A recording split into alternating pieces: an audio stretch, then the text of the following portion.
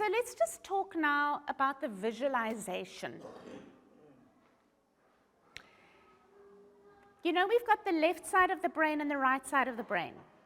And the learners come from maths and science and all these things, and they're thinking about things. And we want to help them shift into the creative side of the brain. And there are many ways to do this. Sometimes you can use movement, sometimes you can use breathing, you can use an imaginary exercise. But what I do want to tell you is this. For some learners, it's very easy. For some people, it's very easy. They shut their eyes and they see pictures and images and colors and all sorts of things come. For other people, it's really difficult. They can't naturally do it. So for those people that can't naturally do it, you've got to accommodate them and just, ask them to actively think about it through analysis, what roof they want. Then they can kind of get into it through the left brain. All right, so you get really different kinds of people.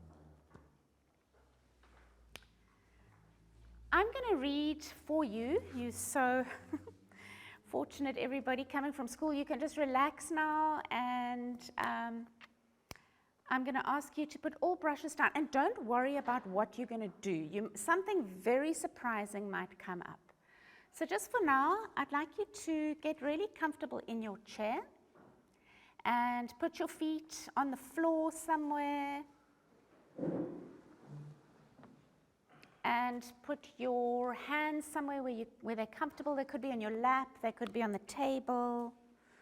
And you're really going to start to just kind of come into the room, let go of everything that's happened in the day. I'm sure there are 1,000,001 things that have happened today. And just now, I'm going to ask you to close your eyes. If at all, at any time you feel uncomfortable and you don't want to have your eyes closed, then open them, and you can tell your learners as well if they feel uncomfortable, they can open their eyes. But just remember, the inner eye, our eye of the imagination, comes when our eyes are closed in the dark. That's why I ask you to do it.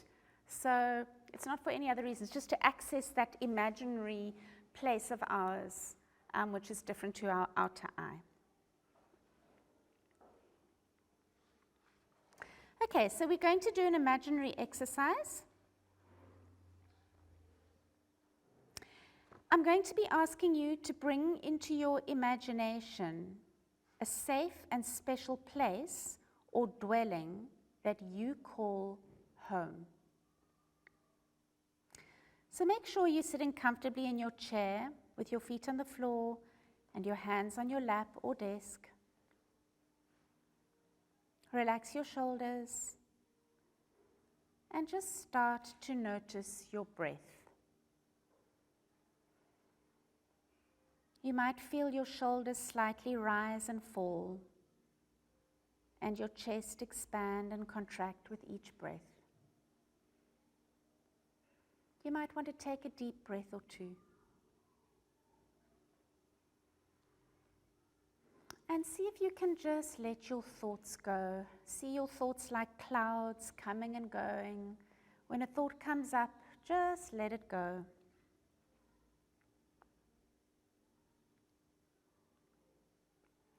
Now, this place that will arise in your imagination may be a real place or a fantasy home.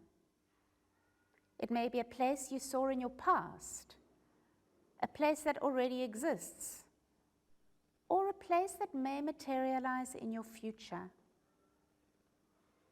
It may even be an imaginary place that lives in your heart for you to revisit anytime you want or need.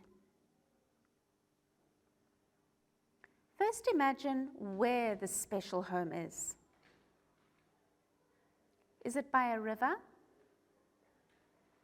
In a forest? On top of a mountain? Perhaps it's in a tree or floating on water or even under the water. It may be in the countryside, in a village, or in a modern city.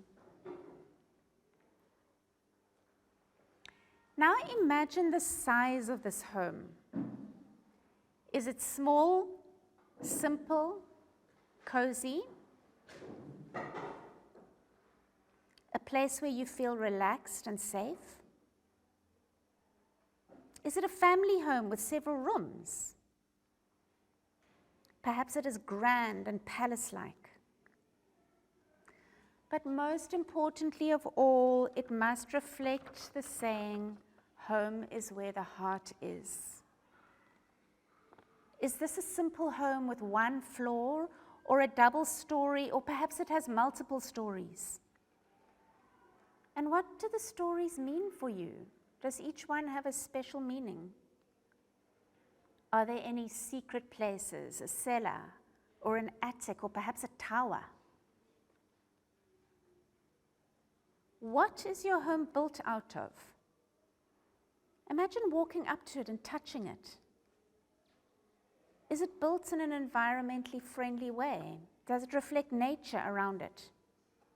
Is it built from materials found in the area? Can you perhaps see or feel reeds, stones, clay, plaster, marble, or rocks? Are the walls white or colored? Smooth or rough? Is it old, even ancient, with ancient relics, moss or plants growing within or around it? Or is it modern? Notice what the roof is made of, what the walls are made of, what the doors and windows are made of. In particular, notice the front door. What color is it? Where is it on the house? Does it have steps up to it or on the side of it? Is your home surrounded by wild nature, a peaceful lake, or a manicured garden?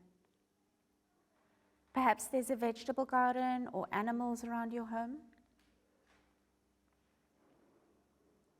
Just be in this place, looking at this special home.